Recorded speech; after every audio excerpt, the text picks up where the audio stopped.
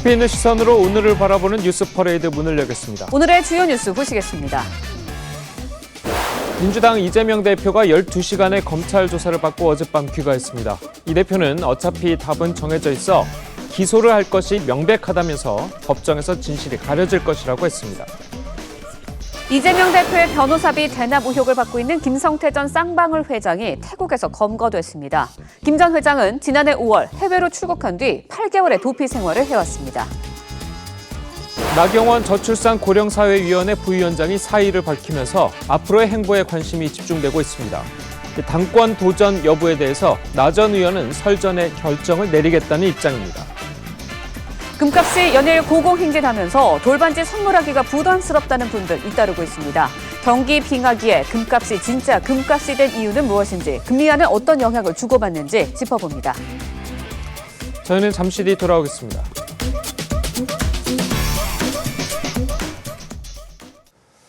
성남FC 후원금 의혹 사건의 피의자 신분으로 검찰에 출석한 민주당 이재명 대표가 12시간의 조사를 마치고 어젯밤 귀가했습니다. 이 대표는 혐의를 부인하는 내용의 진술서를 검찰에 제출하고 검찰의 주요 질문에는 즉답을 피한 것으로 알려졌습니다. 검찰 조사를 마치고 나온 이 대표는 어차피 답은 정해져 있어 기소할 게 명백하다는 걸 느꼈다면서 진실은 법정에서 가려질 것이라고 말했습니다. 송무빈 기자입니다. 이재명 대표가 12시간 만에 검찰청사에서 나와 기다리던 의원들과 악수를 나눕니다.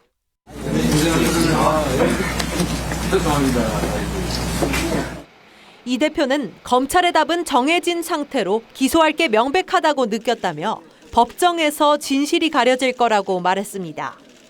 어차피 답은 정해져서 기소할 것이 명백하고 또 조사 과정에서도 그런 점들이 많이 느껴졌습니다. 결국 법정에서 진실이 가려질 것입니다. 이 대표는 검찰 조사에서 미리 준비된 진술서를 내고 검찰의 질의엔 제한적으로만 답변하며 혐의를 전면 부인한 걸로 전해졌습니다. 오늘 제시되는 여러 자료들을 봐도 제가 납득할 만한 그런 것들은 없었던 것 같습니다. 앞서 어제 오전 10시 19분쯤 검찰에 도착한 이 대표는 직접 쓴 8장 분량 2,300자 입장문을 10분가량 낭독하며 검찰을 맹비난했습니다. 무혐의로 처분된 사건을 다시 끄집어내서 없는 사건을 만드는 없는 죄를 조작하는 사법 쿠데타이기. 성남FC 후원금 모금과 기업 유치는 시민들의 이익을 위한 거였다며 제3자 뇌물 혐의를 부인했습니다. 검찰은 이 대표를 상대로 한 조사 내용을 검토한 뒤 기소 여부를 결정할 예정입니다. TV조선 송무빈입니다. 쌍방울그룹 비리 의혹의 핵심 인물인 김성태 전 쌍방울그룹 회장이 해외로 도피한 지 8개월 만에 태국에서 붙잡혔습니다. 김 전 회장이 국내로 송환되면 민주당 이재명 대표의 변호사비 대납 의혹 수사에도 탄력이 붙을 것으로 보입니다. 정은하 기자입니다. 수원지검이 김성태 전 쌍방울그룹 회장을 태국 빠툼타니에 있는 골프장에서 체포한 건 어젯밤 7시 30분. 지난해 5월 검찰의 압수수색 전 싱가포르로 출국해 해외 도피 생활을 해온 지 8개월 만입니다. 검찰은 그동안 인터폴 적색 수배와 여권 무효화 조치를 하고 김 전 회장이 차명으로 보유한 수백억 원 상당의 주식을 임의 처분하지 못하게 동결하는 등 신병 확보에 주력해왔습니다. 김 전 회장은 이재명 대표 변호사비 대납 의혹, 쌍방울그룹의 배임 횡령, 전환사채 관련 허위 공시 등 자본시장법 위반, 대북 송금 의혹 등의 핵심에 서 있는 인물입니다. 검찰은 이재명 대표가 경기도지사로 있던 2018년 공직선거법 위반 사건을 맡은 변호인들의 수임료가 쌍방울그룹의 전환사채 등으로 대납됐다고 의심하고 있습니다. 김 전 회장의 검거를 계기로 관련 수사가 속도를 낼 것이란 관측이 커지고 있습니다. 하지만 김 전 회장이 국내 송환을 거부하는 소송을 제기할 경우 국내 입국까지는 시일이 걸릴 수도 있습니다. 검찰은 김 전 회장이 신속하게 송환되도록 법무부를 통해 태국 당국과 협의하겠다는 방침입니다. TV조선 정은하입니다. 민주당 이재명 대표의 검찰 출석은 이번이 처음은 아니죠. 변호사 시절 검사 사칭 사건부터 친형 강제 입원 의혹까지 여러 차례 검찰에 나가 조사를 받은 적이 있습니다. 이번 소환 조사 이후에도 대장동과 백현동 특혜 의혹이 남아있어 당분간 검찰과의 인연은 이어질 것으로 보입니다. 권영석 기자가 그간의 과정을 정리했습니다. 이재명 대표는 2006년 변호사 시절 아파트 특혜 분양을 폭로하면서 검사 사칭 사건에 가담해 벌금형을 받았습니다. 2018년엔 도지사 선거 TV 토론회에서 형을 정신병원에 강제 입원시키라고 지시한 적 없다고 말했다가 검찰 조사를 받았고 결국 허위사실 공표 혐의로 재판에 넘겨졌습니다. 부당한 공격에 대해서 제가 그 진상을 밝히고 또 그의 부당한 올가미를 벗어나려는 2심 재판부가 당선 무효형인 벌금 300만 원을 선고해 정치 생명의 위기도 맞았지만 대법원에서 무죄가 선고돼 기사회생했습니다. 대선을 앞둔 재작년 9월에 대장동 특혜 의혹이 터지자 김문기 전 성남도시개발공사 개발 1처장을 모른다고 했고 그렇지만 제가 실제로 하위 직원이라서 기억이 안 나고요. 검찰은 지난해 이 대표를 서면 조사해 또다시 기소한 상태입니다.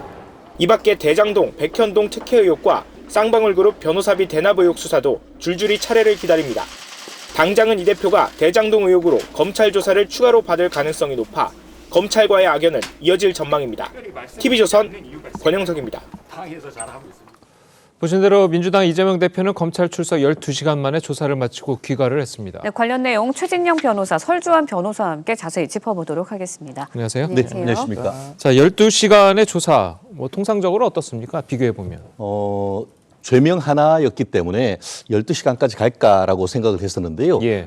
생각보다 짧다고도 볼 수 없고 길다고도 볼 수 없을 것 같습니다. 다만 지금 어제 같은 경우에는 들어가기 직전에 저도 보니까 검찰이 답을 정해놨다라고 얘기를 하면서 읽었던 그 한 A4 용지 한 8장, 9장 정도 내용이 예. 변호사가 봤을 때는 이른바 변호인 의견서 같다는 느낌이었습니다. 그렇다고 보니까 결국 저는 한마디로 정리를 하자고 하면은 이재명 대표의 한명숙 전 총리 전략이다 이렇게 평가를 할 수 있을 것 같은데요.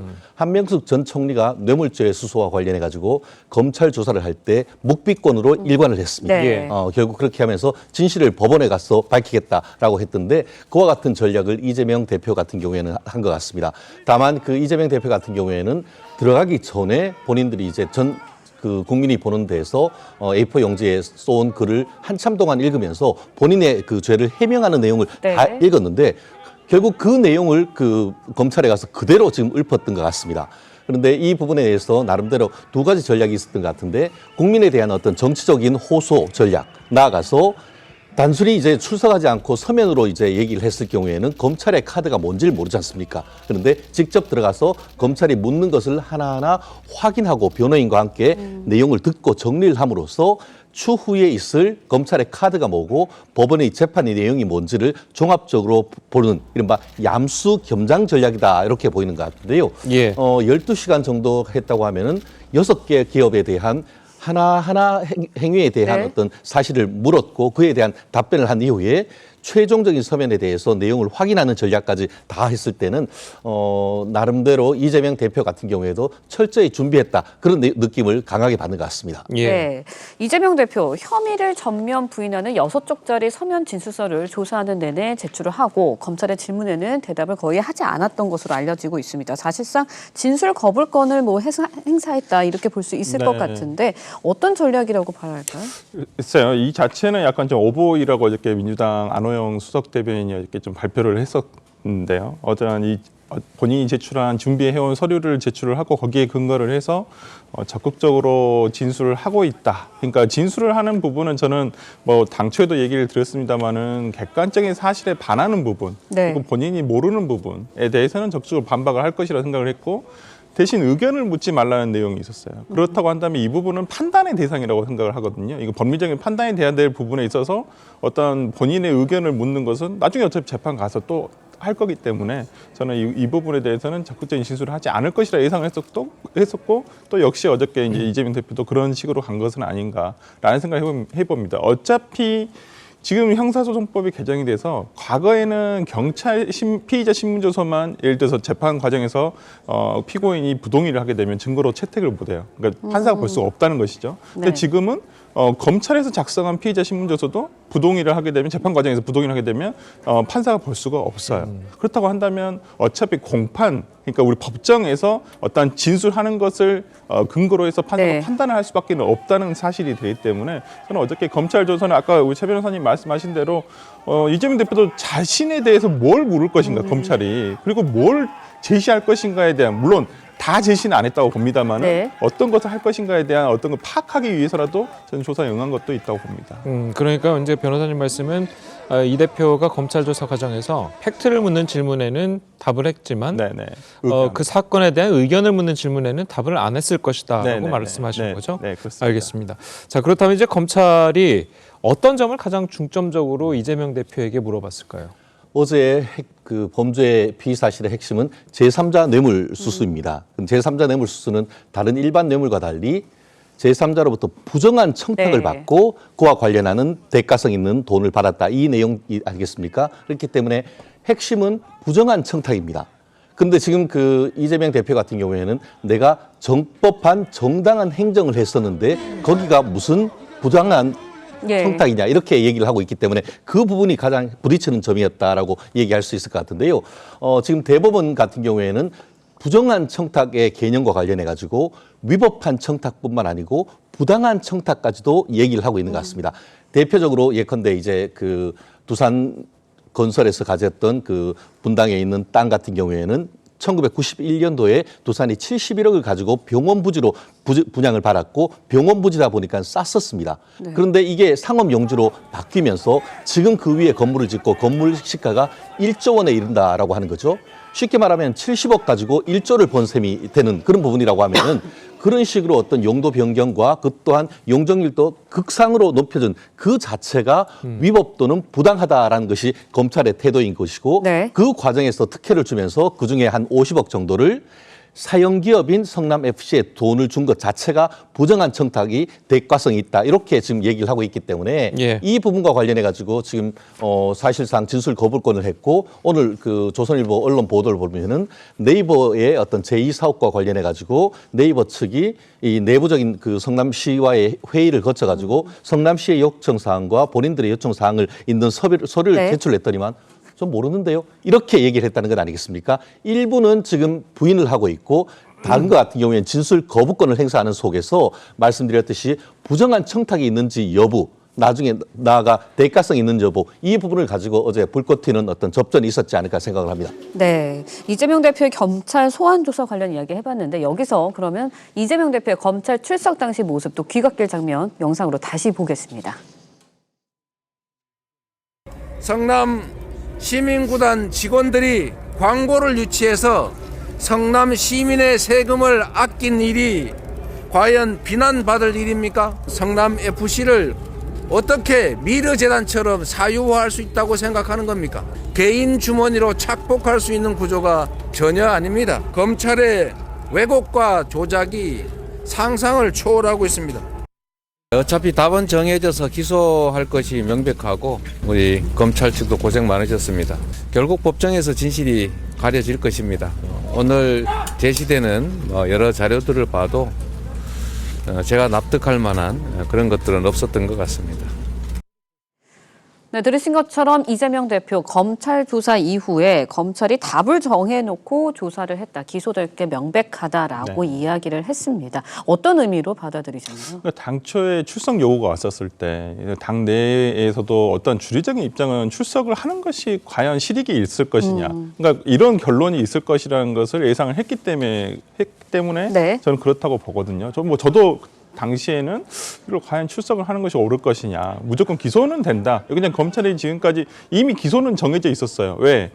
이 관련 사건이 네이버하고 네이버 간부와 그다음에 성남시청 간부가 이미 기소가 돼서 재판을 하고 있어요. 그분들의 지금 공소장들을 보면 거기 이미 피의자로 이재명 지금 당대표가 적시가 돼 있거든요. 그렇다고 한다면 피의자로 공소장에 공범이라고 주장을 하는 검찰에서 주장을 하는 공범에 대해서 재판이 되고 있는데 그럼 피의자라고 하는 사람들에 대해서 특히 어찌 보면 주범이 될 수도 있고 그렇기 때문에 저는 검찰의 일관된 논리를 지켜가자면 당연히 기소를 해야 된다라는 생각이었고 거기에 이제 이재명 대표가 어떻게 할 것인가 이걸 출석을 해서 적극적으로 소명을 할 것인가 아니면 그냥 불출석하고 어차피 기소를 할 것인가 이런 부분이 있었는데 이재명 대표는 이제 일단은 본인이 네. 가서 이제 확인을 좀 하고 이렇게 조사에 응하면서 어떤 뭐 명분도 쌓고 저는 그리고 실리는 어떤 재판 과정에서 어떤 질문들이 어떠한 검찰이 제시를 할 것인가에 대한 어떤 탐색하는 어떤 기회이기도 했다라고 또 보고 있습니다. 예. 자, 그리고 어제 이재명 대표가 검찰을 출석하면서 들어가면서 읽은 그 문장 중에 김대중 대통령 전 대통령 이야기도 있었고 노무현 전 대통령 이야기도 있었고 그리고 조봉암 예전 그 사법살인이라고 우리가 이제 이야기하는 그 조봉암 씨 이야기도 있었는데 자, 그분들을 언급한 이유는 어디에 있다고 보십니까? 결국 진영 결집. 이 사건은 뇌물죄로서 개인 비리에 관한 내용입니다. 예. 조봉암 사건 개인 비리가 아니고 그것은 간첩죄. 네. 그리고 다른 사건 또한 뭐 내란이라 이런 정치적인 사건으로 얽혔다라고 한다고 하면은 이번 사건은 그와는 전혀 관계가 없는 직무가 관련되는 개인 비리, 뇌물을 진짜 제3자한테 180억 정도 줬다는 네. 그런 내용인데 그것을 서로 엮어서 마치 이 사건이 지금 21세기의 검찰이 19세기나 20세기에 있었던 검찰과도 같다라는 식으로 해서 얘기를 하는 것은 결국 나오면서 사건 자체에 대해서는 제대로 얘기를 하지 않고 계속해서 정치 프레임 내지는 검찰의 피해자다라는 그런 내용으로 하면서 이 사건이 어떤 뭐 본인의 어떤 그 비리가 아니고 오히려 검찰의 계략이다 이런 식으로 해서 자꾸 프레임을 전환을 하려고 하는 그 전략으로 읽히는 것 같은데요. 아시다시피 법원이나 검찰에서 가장 싫어하는 것은 사건에 대해서 사건 자체에 대해서 얘기하지 않고 A를 묻는데 자꾸 B를 얘기하는 그렇게 할 경우에는 최종적인 결과가 그렇게 좋지 않은 케이스가 많습니다. 그렇기 때문에 뭐 본인도 얘기를 할 수는 있습니다. 정치적인 그 지지자들이 그렇게 많이 1000명 이상 모이도록 하는 그것은 가능한데 그 이후에 검찰에 네. 들어가서 법원에 재판 받을 때는 판사와 이 피고인 사이에 1대1의 대결일 수밖에 없는 그런 상황 속에서 과연 법원에서도 똑같은 이런 식으로 얘기를 할 수 있을까? 법원에서는 재판장님이 물으면 예. 그 사실에 답할 수밖에 없습니다. 결국 시간을 뒤로 늦추는 걸 뿐인 것이고 마치 그 본인이 이제 그 100일 취임 그 대표 기념 기자회견조차도 하지 않으면서 본인의 한마디 한마디가 재판에 불리한 증거로 될 수 있다고 했던 그 연장선상에서 본다고 하면은 지금은 피고인으로서 재판을 준비하고 있는 일련의 과정이다. 이렇게 해석하는 것이 맞지 않을까 싶습니다. 알겠습니다. 네, 현재 국회가 열려 있는 상황입니다. 검찰이 이제 또 하나의 관건 구속영장 청구할까 이 부분인데 어떻게 보시나요? 그러니까요. 지금 검찰에서 좀 고민되는 부분은 있을 것 같습니다. 일단 영장 청구를 한다 손 치더라도 지금 네. 임시회가 열려 있기 때문에 이제 체포동의안이 가결돼야지만 그게 되는 부분이라서 네. 이 부분을 그렇게 예를 들어서 명분을 쌓게요. 검찰이 예를 들어서 이재명 대표가 저렇게 방탄을 하고 있다. 어떤 이것은 뭐 정치적인 것을 고려하지 않을 수는 없죠. 그렇다고 한다면 과연 이 부분을 청구를 할 것인가. 근데 그냥 아까 최 변호사님 말씀하셨잖아요. 정무적인 부분을 배제하고 한다면 당연히 지금 뇌물이 뭐 150억이에요. 얼마 전에 정진상 실장이라든지 네. 김용 부원장 1, 2억대 뇌물로 혐의로도 지금 다 구속이 돼 있거든요. 당연히 영장을 청구하는 것이 맞겠지만은 그것이 과연 그냥 법리적인 부분으로 끝날 것인가.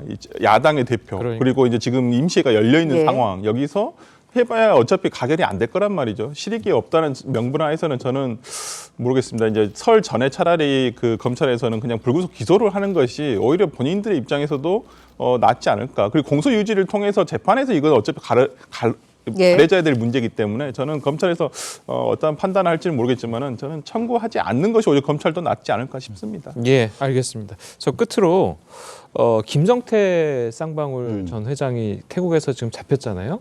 이제 국내로 이제 송환 절차가 좀 남아 있긴 한데 만약에 이제 송환돼서 검찰 조사를 받게 된다면 이재명 대표의 변호사비 대납 의혹 이 부분에 대해서도 수사가 좀 진행이 되겠죠? 당연합니다. 결국 변호사비 대납 의혹도 한마디로 제3자 뇌물죄가 예. 되는 것이죠. 왜냐하면은 이재명 지사의 어떤 그 마땅히 지불을 해야 될 것을 쌍방울이라는 사람들이 대신 지불을 했는 것이기 때문에 그렇기 때문에 그와 관련해서 어떤 진술을 김성태 회장이 하는가에 따라서 이재명 그 대표의 어떤 그 향후의 정치적 진로에도 핵심적인 내용이 될 수가 있는데 지금 받고 있는 의혹 같은 경우에는 예전에 이제 그 공선법 위반과 관련해서 1, 2, 3심 가서 대법원에서 파기환송됐던 무수죄됐던 그 사건과 관련되는 변호사비 대납 의혹인데요.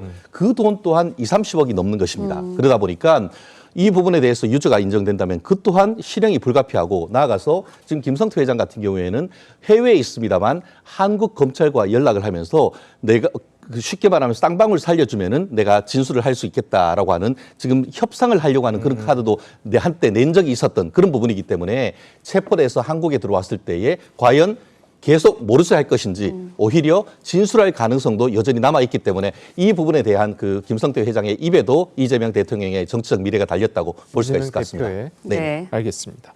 자, 오늘 두 분 변호사님 말씀은 여기까지 듣겠습니다. 잘 들었습니다. 고맙습니다. 고맙습니다. 예, 민주당은 이재명 대표에 대한 검찰 수사를 독일 나치와 조선 총독부의 탄압에 빗대면서 당대표에 대한 정치 탄압에 함께 맞서겠다고 밝혔습니다. 국민의힘은 이 대표의 검찰 출석 때 소속 의원들이 동행한 것을 두고 조폭과 친분이 깊다더니 검찰 출두도 조폭처럼 했다고 비판했습니다. 권은영 기자의 보도입니다.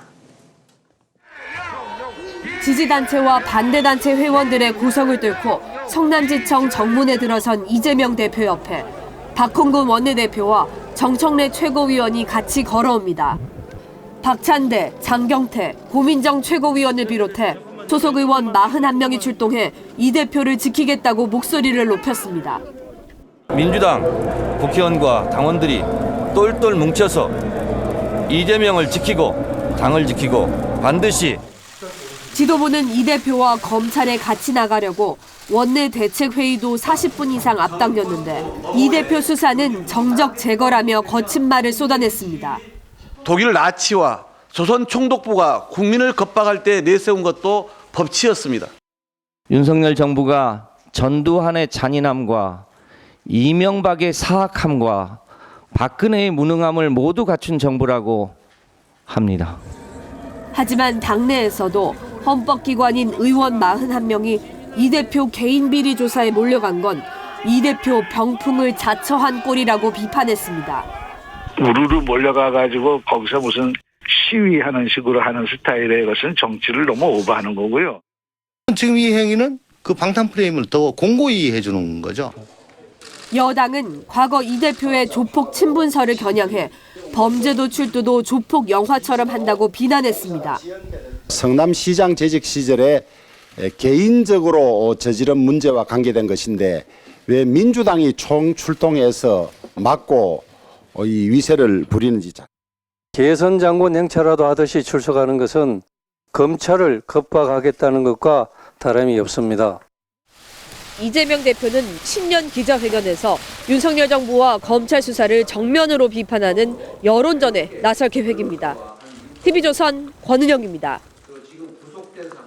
예, 전해드린 대로 민주당 이재명 대표가 어제 피의자 신분으로 검찰에 출석해 조사를 받았습니다. 제1야당 대표가 검찰 소환 조사를 받는 초유의 사태가 벌어지면서 정치권의 공방도 뜨겁습니다. 두 분과 함께 자세히 짚어보도록 하겠습니다. 민현주 전 새누리당 의원 그리고 김두수 시대정신연구소 대표 나오셨습니다. 안녕하세요. 자, 먼저 어제 포토라인에 섰던 이재명 대표의 목소리와 그리고 여야의 목소리 연달아서 들어보겠습니다. 자, 이제 좀 조용해진 것 같으니까. 목소리가 작습니다. 돌았습니까?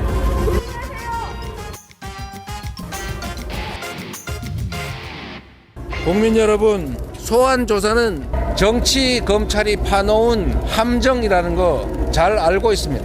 오늘의 검찰 소환이 유례없는 탄압인 이유는 이미 수년간 수사를 해서 무혐의로 처분된 사건을 다시 끄집어내서 없는 사건을 만드는 없는 죄를 조작하는 사법 쿠데타이기 때문입니다.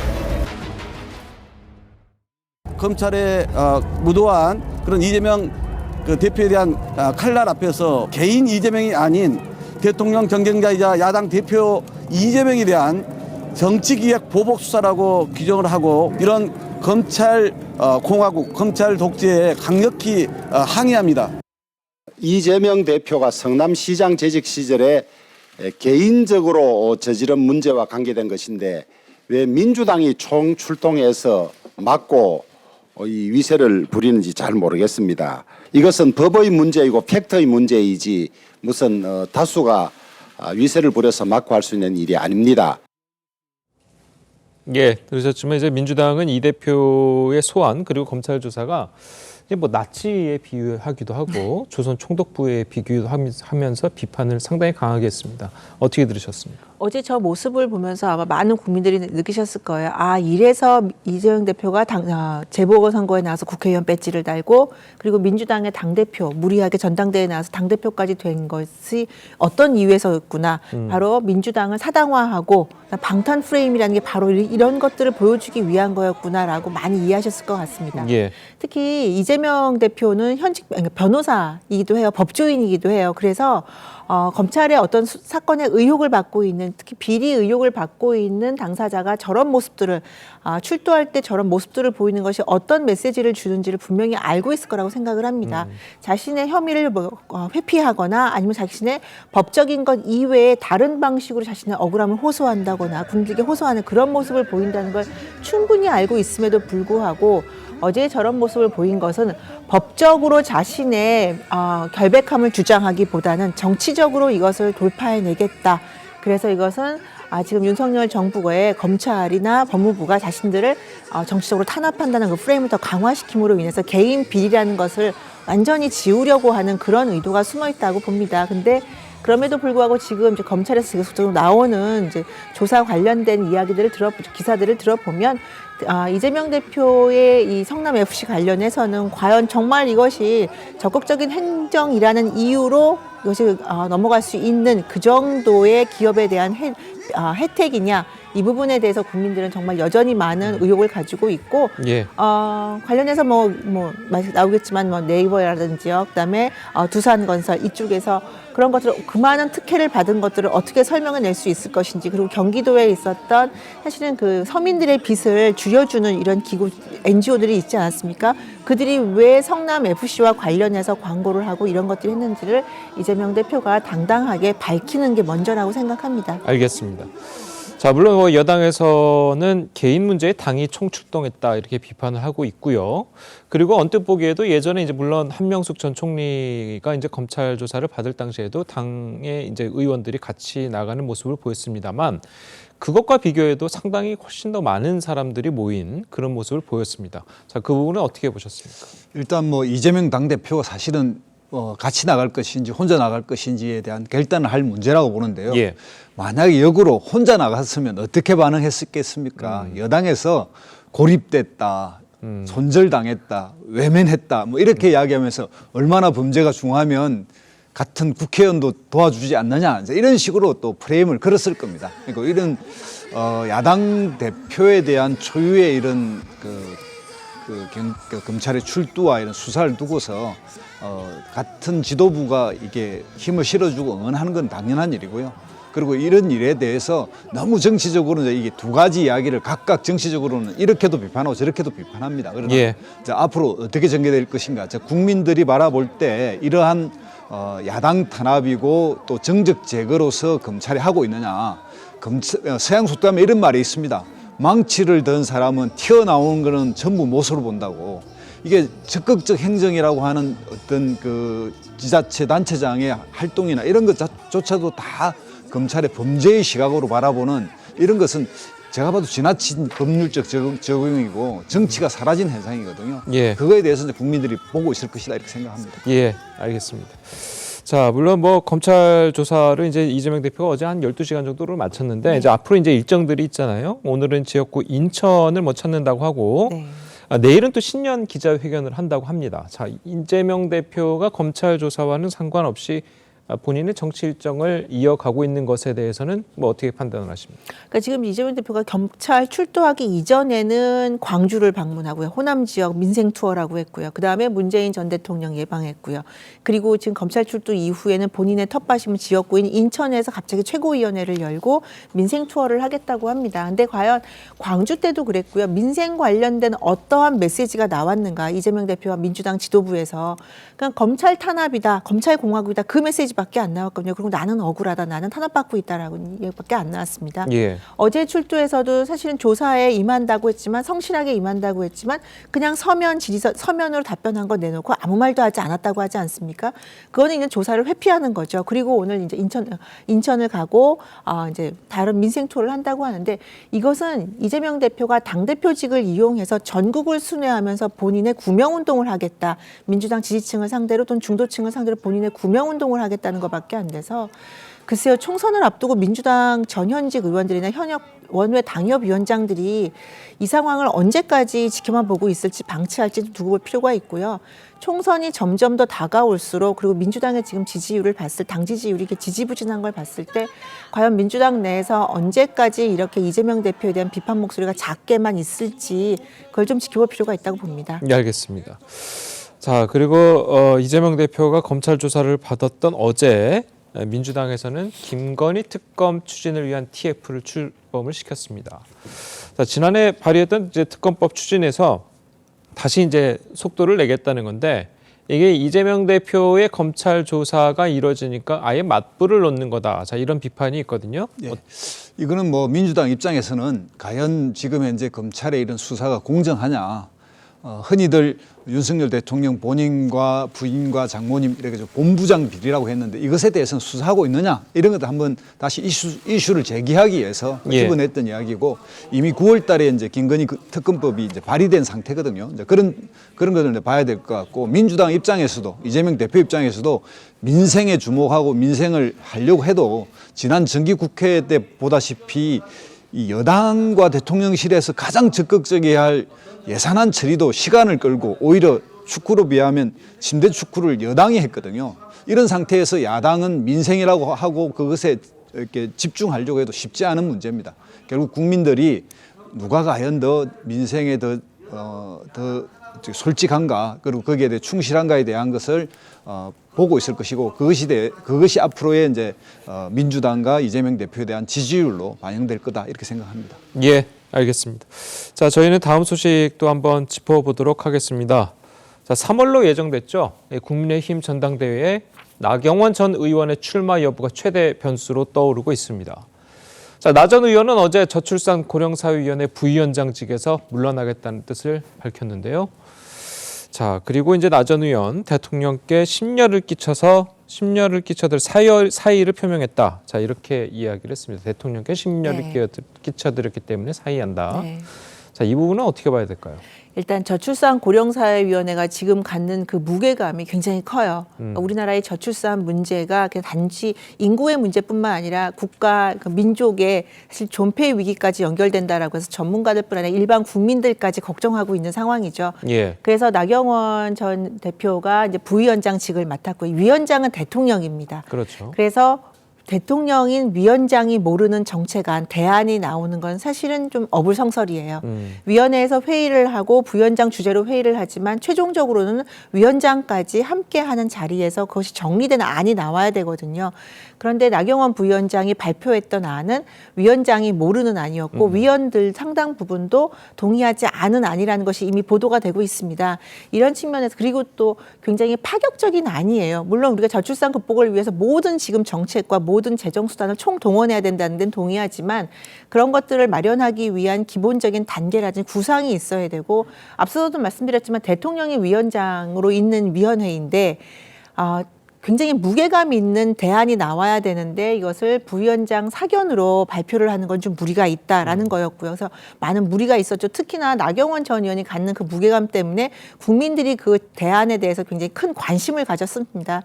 그래서 이런 측면에서 혼선이 있었기 때문에 나경원 부위원장으로서는 좀 책임을 느끼면서 그거에 대한 이제 뭐랄까요, 책임지는 모습을 보인다. 왜냐하면 대통령실에서 이 안은 조율되지 않은 안이라고 얘기했으면 부위원장 위원장님이 좀 뭔가 타협하는 모습을 보여야 되는데 거기에 대해서는 더 이상 의견을 이제 개진하지 않았거든요. 그러니까 아마 나경원 부위원장은 이 대통령실의 의견과 다른 생각을 가지고 있는 것이 아닌가. 그렇다면 위원장과 부위원장이 이렇게 중요한 이슈에 대해서 의견을 대립한다면 어떤 책임지는 모습을 보여야 된다. 이 차원에서 아마 사임을 표명한 것이 아닌가 싶습니다. 그럼 뭐 기후환경대사직도 지금 같이 하고 있는데 네. 그 부분은 이제 사퇴를 안 했잖아요. 네. 그 부분은 어떻게 되는 겁니까? 지금 뭐 정책 발표하고 혼선이 있었고 대통령실에서 굉장히 긴급하게 이거 아니다, 이 방향으로 나가는 거 아니다라고 비탄감 문제가 아니다라고 얘기한 만큼 그 부분만 정리하면 되지 기후대사는 상관이 없죠. 그래서 기후대사의 그 역할로서는 나경원 부위원장이 더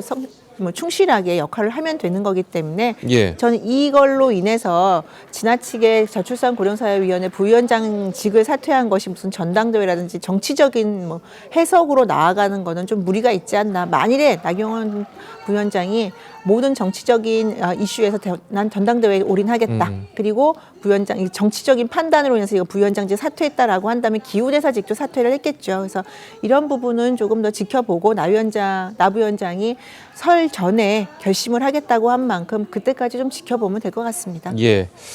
자, 그런데 대통령실에서는 이제 대통령이 이제 인사권자니까 나경원 이제 부위원장의 사퇴 의사를 대통령으로부터 들은 바가 없기 때문에 아직은 뭐 어떻게 되는지 모르겠다라는 식으로 이야기를 하는데 그러면은 대통령이 혹시 나경원 전 의원의 사퇴 의사를 좀 반려하거나 그런 것이 가능합니까? 어떻습니까? 지금 현재 뭐 사실관계를 확인해봐야겠지만 유무선으로 해서 문자 통보를 이제 김대기 비서실장한테 했다 그러니까요.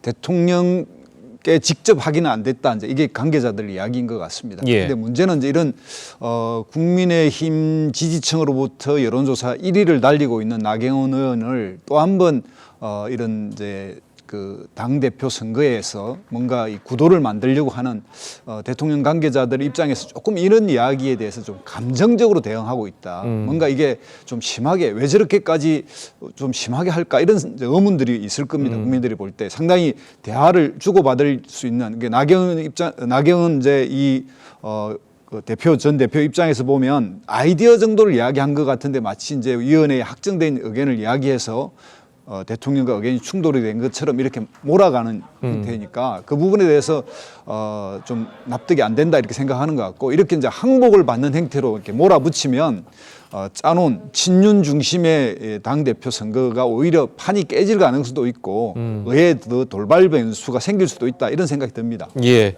아까 그리고 이제 설 전에 나경원 전 의원이 이제 출마 여부를 결정할 것이다라고 했는데 이제 금요일이면 대통령이 순방에 떠나지 네. 않습니까? 순방에 떠나게 되면 설 직전에 이제 귀국을 하게 되는데 그럼 대통령 순방 기간 중에 나경원 전 의원이 출마 선언 혹은 불출마 선언을 할 수 있을 것이다. 이렇게 좀 보시는 건가요? 지금 말하는 시기를 보면 그런데요. 예. 대통령이 순방 일정이 잡혔기 때문에 그걸 발표가 됐기 때문에 저는 순방 떠나시기 전에 발표하는 게 바람직하지 않나라는 저 개인적인 생각을 그러니까요. 가지고 그럼 있는데요. 오늘밖에 없는데. 아니요, 뭐 설 직전인데 사실은 뭐 정무적으로 판단을 한다면 설 직전에 결정을 하고 만일에 출마를 한다면 그리고 설 연휴 기간 동안에 국민들과 당원들이 많은 밥상 화제로 올리기를 기대할 수 있겠죠. 보통 정치인들이 통상적으로 중요한 발표를 할 때 그렇게 하거든요. 근데 나경원 전 대표의 지금 발언을 보면 당과 총선을 위해서 가장 좋은 모습을 보이는 방향으로 결심을 하겠다라고 한다면 글쎄요, 당원들이 지금 원하는 것이 무엇인가. 지금 당원들은 윤석열 정부가 안정되게 국정 운영을 하기를 가장 바라고 있고 다음 총선에서 어떻게든 우리가 국민의힘이 다수의 의석을 차지하기를 바라고 있는 만큼 당의 분열을 일으키는 그 모습을 보이지는 않겠다라는 의지로 읽힙니다. 그렇다면 아마 빠른 시일 내에 본인의 입장을 정리하지 않을까 싶습니다. 알겠습니다. 자, 뭐 대통령 순방이 떠나는 게 이제 토요일이니까 네. 만약에 할 거면 오늘 내일밖에 없을 것 같아요. 네. 자, 알겠습니다. 어쨌든 나경원 전 의원을 응원하거나 출마를 독려하는 목소리 나오고 있습니다. 한번 직접 들어보시겠습니다. 저는 나경원 전 의원 지금 별의 순간이라고 생각되고요. 정말 그런 조리돌림 하려고 하는 그런 모습들을 보면 전 나경원 의원께서 여기에 대해서 더 용기를 내셔야 된다고 생각해요. 나는 개인적으로 발표한 그런 의견을 갖다가 그렇게 격렬하게 반응을 보인다는 자체가 잘 이해가 되질 않아요. 당권을 도전한다는 것에 대해서는 누구도 그거에 대해서 막을 수가 없는 거죠. 외통수에 걸렸다고 보는데 지금 출마해도 문제고 안 해도 문제인 것 같습니다. 근데 출마 안 하면 더 문제인 것 같습니다. 그러니까 이번에는 어떻게든 그걸 뚫고 나가셔가지고 의미 있는 과정을 보여주셔야죠. 예. 물론 친윤계에서는 출마를 좀 자제하라는 분위기인 것 같고, 비윤계 아니면 뭐라고 해야 될까요? 제3지대라고 해야 될까요? 그런 부분에서는 나경원 전 의원의 출마를 좀 독려하는 그런 분위기인 것 같아요. 이게 지켜보는 사람 입장에서 뭔가 이게 정상적이지 않지 않습니까? 뭔가 지지율 1위 후보만 되면 이게 뭔가 탈락시키는 이런 문제 분위기니까 우리 심리 중에 이제 이게 밑에 깔린 개를 응원하는 거 언더독이라 그러는데 그런 이제 심리도 좀 있는 것 같고요. 예. 정치인의 입장에서는 지지율 1위가 된 후보가 출마 안 한 경우는 거의 없습니다. 그래서 이제 그런 측면도 있는 것 같은데 정치는 이제 단기적 결정보다 좀 장기적으로 봐야 하는데 지금 당장 이제 권력을 가지고 있는 윤심을 추종할 것이냐, 당심이 뭔지 확인할 것이냐, 이건 정치인의 결단의 문제인데 대체로 4년 뒤를 바라보면 한국의 대선의 경우에는 대통령과 가까운 후보가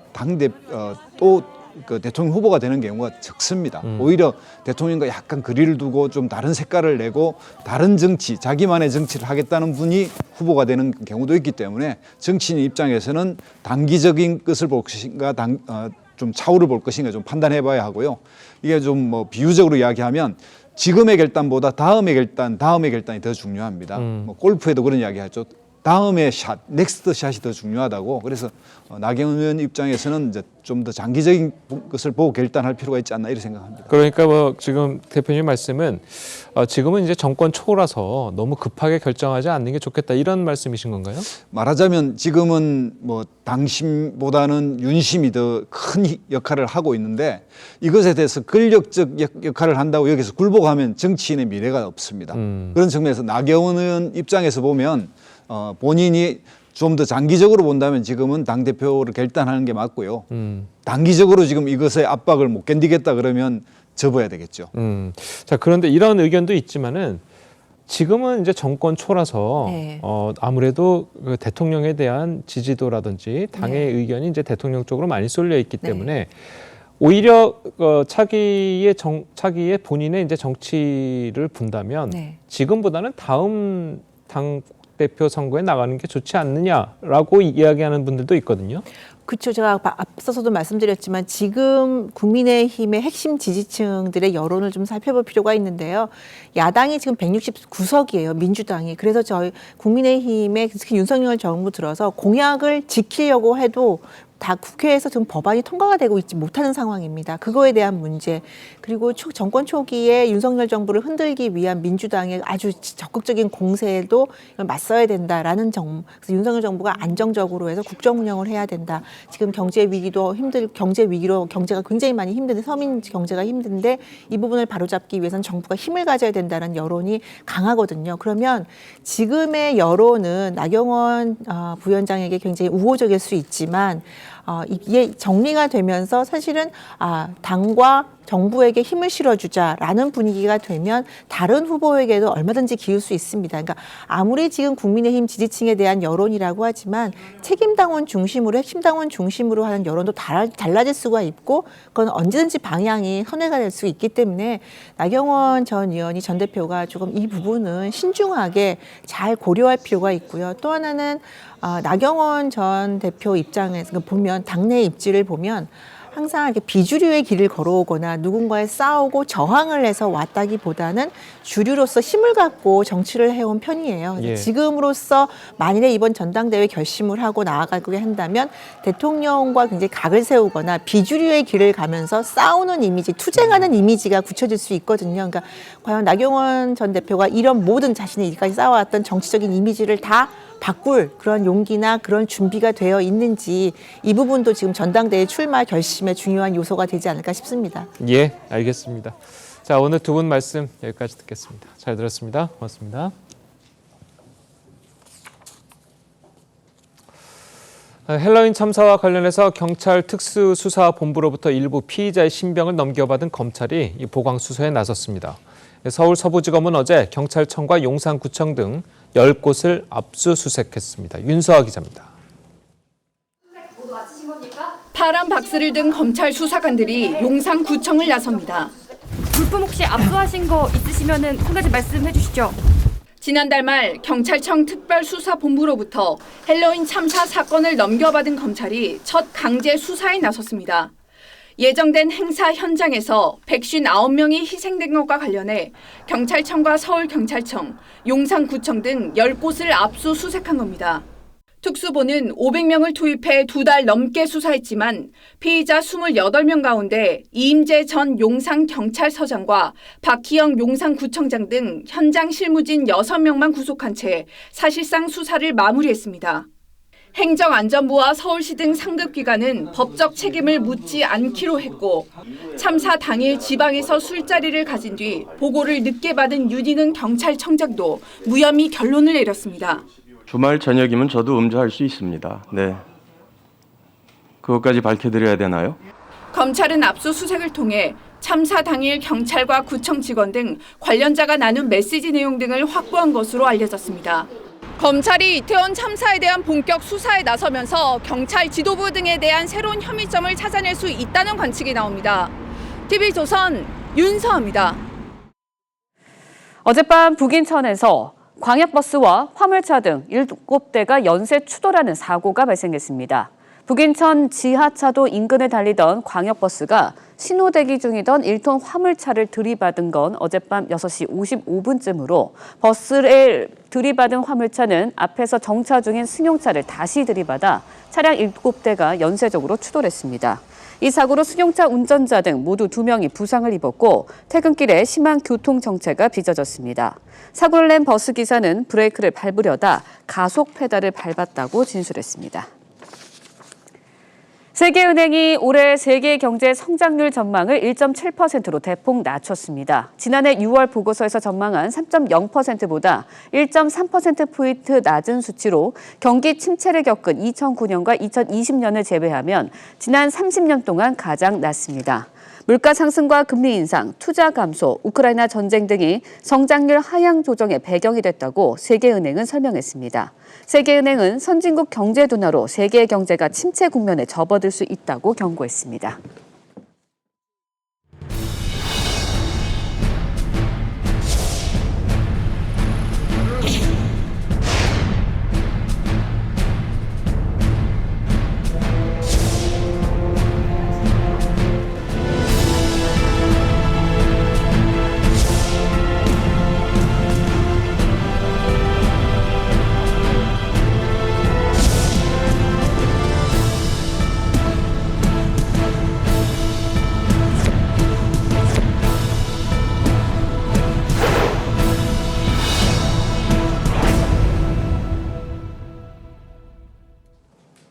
경기 침체 우려 속에 최근 국제 금값이 최고치를 기록하면서 상승세를 이어가고 있습니다. 금값이 오르는 원인과 향후 전망까지 이인철 참 좋은 경제연구소장과 함께 자세히 짚어보도록 하겠습니다. 안녕하세요. 안녕하세요.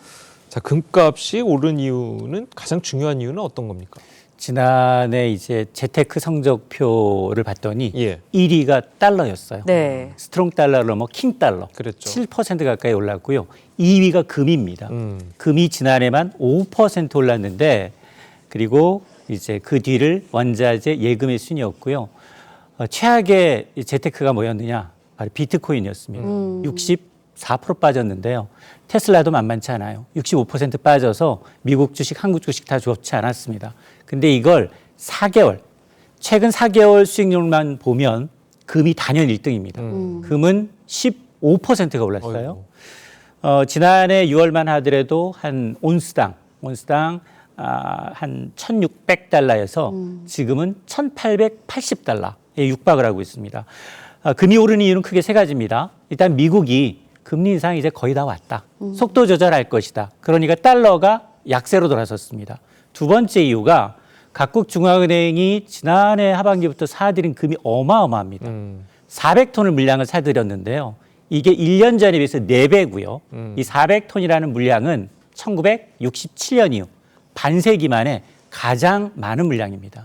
세 번째가 미국이 이제 금리 인하도 있지만 금리 인하 기대감도 있지만 이 중국이 리오프닝 기대감으로 중국은 사치용이지만 이 산업용 수요가 증가할 것이라는 기대감이 금의 이 랠리를 이끌고 있습니다. 네, 금값이 오르니까 뭐 한국거래소에서 금 시장 거래량이 2만 킬로그램을 돌파했습니다. 새해 들어서 금 통장 잔액 73억 원이나 된다고 해요. 아마 이제 금을 한국 거래소에서 살 수 있어 모르시는 분들이 있을 텐데 2014년부터 한국 거래소에서 금 거래소가 이제 이 개설이 돼서 1g 단위로 주식처럼 살 수 있습니다. 살 수 있는데 이게 이 금 뱅킹은 차곡차곡 적금하는 개념이거든요. 근데 여기서는 이 시장 상황을 봐서 좋을 땐 사고 나쁘다 싶으면 뺄 수도 있는데 지금 봤더니 금 거래량이 2014년 개설해서 거래 대금 기준 16배 늘었어요. 특히 이제 수익률을 봤더니 이 거래량을 봤더니 이제 2만 킬로그램을 3년 연속 이제 증가하고 있다는 건 그만큼 사람들이 이제 이 재테크 수단으로 금을 거래하고 있다는 얘기거든요. 실제로 이제 금을 인출할 수도 있는데 인출하는 건 비추입니다. 왜냐하면 시세, 주식처럼 사고 파는 차익만 느끼지 여기서 시세를 인출할 경우에는 실물을 인출할 경우에는 부가세를 내거든요. 그러다 보니까 아마 이제 투자자 개념처럼 아마 이제 많은 분들이 개미들이 그동안 이제 주식에 많이 이제 맞물렸던 분들, 코인에 물렸던 분들이 아마 금 쪽으로 굉장히 관심을 갖는 것으로 보입니다. 그러면은 방금 말씀하신 것처럼 이제 뭐 금 ETF라든지 뭐 이런 것보다 예를 들어서 금괴를 그냥 사가지고 갖고 있는 거 이런 거는 좀 어떻습니까? 부잣집 막내 아들 송중기라면 전 권고해요. 부자들은 이제 포트폴리오 비중에 따라서 자산 증식 개념이 아니에요. 금 한 개 가격을 살펴봤더니 1kg 금 가격이 시세가 한 8,200만 원. 여기다 찾게 되면 실물을 찾으면 부가세를 소비자가 냅니다. 그러니까 거의 9천만 원이에요. 그걸 통장에 넣어두면 아니, 야, 부가세 10% 이상 수익을 내야 되잖아요. 그렇죠. 그러니까 부자들은 자산 포트폴리오 측면에서 금을 많이 사지만 개인들이 접근하기에는 굉장히 수익성이 낮습니다. 그래서 골드뱅킹이라든가 KRX의 금거래소 내지는 ETF, 금 상승률을 따라가는 ETF도 있거든요. 상장지수 펀드에 투자를 하시면 그 수익률과 비슷하게 수익을 낼 수 있으니까 개인 투자자라면 저는 후자를 적극 권장합니다. 그러니까 제가 이 말씀드린 이유는 뭐냐면 지금 뭐 집안에 돌반지나 뭐 이런 거 갖고 계시는 분들이 꽤 많잖아요. 맞아요. 그분들 같은 경우에는 내가 반지를 받았을 때 가격보다 지금 가격이 훨씬 높으니까 이걸 팔아볼까? 이렇게 생각하시는 분들이 있는데 저는 팔지 말라고 적극 권장하겠습니다. 예. 오늘 아까 앞서서 세계은행이 올해 성장률 전망치 얼마나 낮췄습니까? 3%에서 1.7%. 세계 주요 기관이 경기 전망 나올 때마다 더 어렵습니다. 더 어렵습니다. 점점점 낮아지고 있어요. 금은 안전자산의 대명사입니다. 경기가 안 좋을 때 더 많이 올라요. 지금 과거에 보면 오일 쇼크 이제 그다음에 2001년도 이제 인터넷 버블 이후에 최장기 랠리를 보일 수 있다는 전망이 나오고 있어요. 1,800 온스당 1,800달러지만 2,100달러를 넘어서 일부에서는 4,000달러까지 갈 수 있다고 보고 있거든요. 왜냐? 반세기 만에 최악의 경기 침체가 오면 안전자산의 수요가 굉장히 두드러져요. 그걸 중앙은행들이 미리 사재기하고 있다는 얘기고요. 그러다 보니까 지금 파시면 아마 후회할 수도 있어요. 네, 금은 그러면 지금 팔면 안 되는데 최근 금 관련 펀드들의 수익률 크게 올랐다고 하거든요. 그렇다 보니까 금테크 지금 들어가도 되는 건지 어떤지 이거 궁금하신 분들도 많을 것 같아요. 맞아요. 그러니까 앞서서 제가 이제 현물로 갖고 계시는 거는 굉장히 비춥니다. 그러나 이제 금을 이제 상장 지수 펀드라든가 아니면 골드뱅킹이라든가 KRX 금을 통해서 거래하는 건 저는 적극 추천드립니다라고 하는데 이 전제는 뭐냐? 달러가 계속해서 약세이고 미국이 피벗 이제 긴축에서 지금까지는 계속 강도 높은 이제 금리 인상을 해왔는데 그래도 올 상반기에 금리 인상 종료하고 하반기 들어서는 유지 내지는 이제 금리 인하 쪽이 기대감에 베팅하고 있는 거거든요. 그러니까 이제 달러화를 봐야 돼요. 금하고 금리하고는 상반된 관계가 있어요. 금리가 1%포인트 내리면 금 가격은 한 19% 가까이 올라요. 그러니까 금리 인하 기대감을 선 반영하기 때문에 예를 들어서 여기서 달러가 갑자기 강세로 돌아섰어요. 그럼 금 가격은 내릴 수 있습니다. 그러니까 이런 리스크를 감안하고 투자하셔야 합니다. 그럼 다음 달에 이제 좀 이번에 이제 금리가 우리 한국은행에서도 금리를 올릴 가능성이 있잖아요. 맞습니다. 이번까지는. 그렇다면 이제 금 가격도 좀 변동이 있겠네요. 그렇습니다. 왜냐하면 이번에는 채권 전문가들 열은 대부분 금리 베이비 스텝으로 올릴 것이다. 그러면 한국은행의 기준금리가 3.5%가 되는데 네. 관건은 뭐냐? 이게 과연 상단일까예요. 6대4 정도로 야, 이번 금리 인상이 마지막이야. 3.5%가 우리 금리 상단이다. 아니다. 무슨 얘기냐. 다음에 한 번 더 3.75%에 베팅하신 분도 4 정도 되거든요. 그러니까 한 번 더 올라갈 수는 있는데 그럼에도 불구하고 이게 상단에 가까워졌다는 얘기는 선반영이에요. 투자는. 그러다 보니 아마 이제 금이 약세, 달러가 이제 강세로 돌아서기보다는 조금 추세적인 하락세로 돌아설 것이다라는 쪽에 이제 무게가 실리는 겁니다. 예, 네. 알겠습니다. 자, 오늘 말씀 여기까지 듣겠습니다. 잘 들었습니다. 고맙습니다.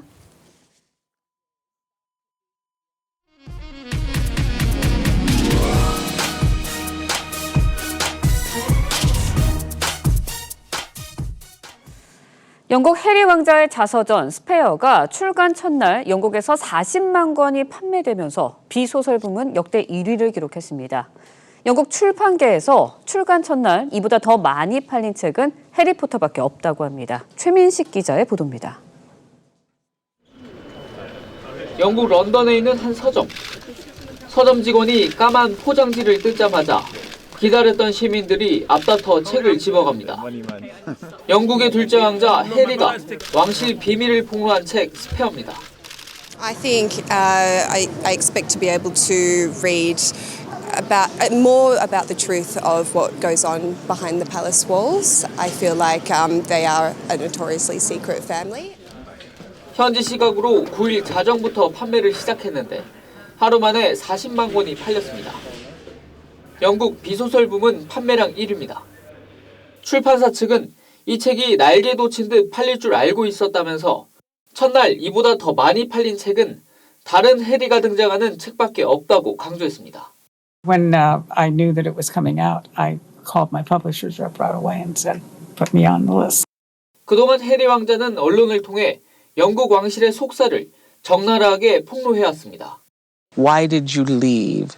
The simplest answer is lack of support and lack of understanding. 이번에도 왕실 내 폭력에서부터 마약 경험, 탈레반 사살 등을 고백해 논란이 일고 있습니다. TV조선 최민식입니다.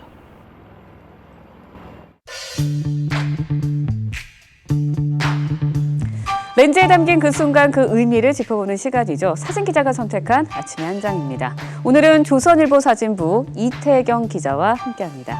안녕하세요. 오늘 아침에 볼 사진 어떤 건가요? 네, 요즘 이른 졸업식이 많은데요. 졸업식마다의 사연이 있습니다. 현장 모습 사진으로 만나보겠습니다. 코로나19로 굳게 닫혔던 교문이 활짝 열렸습니다. 코로나19로 유행 이전에는 대부분 2월에 졸업식이 열렸었는데요. 이제는 12월부터 분산돼 열리고 있습니다. 꽃다발을 손에 든 졸업생들이 꽃보다 더 환한 미소를 보입니다. 학교 안에는 기념사진을 위한 재치 있는 포토존도 등장했습니다. 늦깎이 졸업생들이 졸업식장에서 학사모를 던지며 졸업을 자축합니다. 배움의 길에서 나이는 숫자에 불과하다는 것을 보여주는 모습입니다. 지난해 2월 울산에 정착한 아프가니스탄 특별 기여자 자녀들도 한국에서 초등학교를 졸업했는데요. 이들은 한국에서 생활하며 다시 미래를 꿈꿀 수 있게 됐습니다. 네, 사진들을 보고 있자니 졸업의 기쁨이 고스란히 느껴지는데요. 마지막 졸업생을 배출한 학교도 있다고요. 네, 요즘 학령 인구가 빠르게 감소하고 있는데요. 경남 사천의 삼천포 초등학교 신수도 분교에서 마지막 재학생이자 졸업생인 진현성 군의 졸업식이 열렸습니다. 진 군이 졸업하면서 신수도 분교는 79년의 전통을 끝으로 폐교 수순을 밟게 됐는데요. 학생 수 감소는 지방만의 문제는 아닙니다. 지난주 서울의 화양초등학교에서 마지막 졸업식이 열렸습니다. 이 학교는 전교생이 81명에 불과합니다. 이곳은 오는 3월 주변 학교들과 통합을 앞두고 있습니다. 졸업식을 마친 학생과 가족들이 운동장에서 사진을 찍으며 마지막 추억을 남기고 있습니다. 네, 졸업생들의 힘찬 새 출발 응원하겠습니다. 지금까지 아침의 한 장이었습니다. 예년 이맘때보다 포근한 날씨가 이어지고 있습니다. 현재 서울 기온 영하 1.9도로 어제보다도 높게 출발하고 있고요. 강릉은 7.6도를 보이고 있습니다. 낮에는 서울이 9도까지 오르겠고요. 강릉은 15도까지 올라서 마치 봄처럼 따뜻하겠습니다. 그 밖의 지역도 대전 10도, 대구는 13도를 보이겠습니다. 추위가 꺾이면서 먼지는 좀처럼 해소되지 못하고 있습니다. 오늘도 서쪽 지방의 초미세먼지 농도가 종일 나쁨 수준을 보이겠습니다. 그리고 출근길에는 여기에 안개까지 더해져서 시야가 답답한 곳이 많겠습니다.